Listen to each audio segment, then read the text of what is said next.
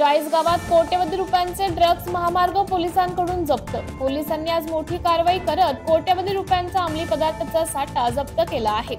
मिळालेल्या माहितीनुसार एम्फेटामाइन किंवा केटामाइन सारख्या उच्च प्रभावी अंमली पदार्थ असल्याचे उघड झाले आहे। या प्रकरणी चालकाला अटक करण्यात आली असून तो यापूर्वी देखील 8 वर्ष अंमली पदार्थ तस्करीच्या गुन्ह्यात तुरुंगात मुक्काम करून आला आहे।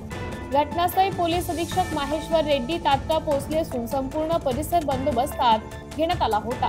पोलिसांकडून पंचनामा करून पंचांच्या सक्षम मोजमाप करून ड्रग्ज ताब्यात घेण्यात आले। हे ड्रग्ज कुठून आले, कोणासाठी आले आणि कोठे नेले जात होते याची चौकशी पोलिसांनी केली।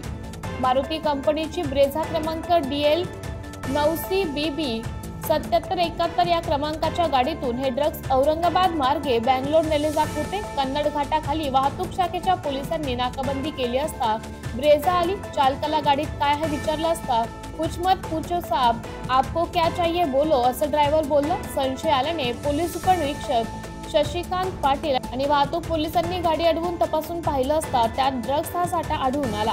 कारवाई करणाऱ्या पोलिसांचं आमदार मंगेश चव्हाण यांनी कौतुक केलं।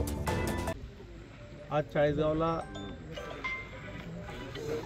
साधारणतः 39 किलो एम्फेटामाइन की जे ड्रग्ज बनावट करण्यासाठी वापरलं जातं ते एम्फेटामाइन चाळीसगाव पोलिसांनी ट्रॅफिकच्या पोलिसांनी चाळीसगाव हद्दीमध्ये ते पकडलं।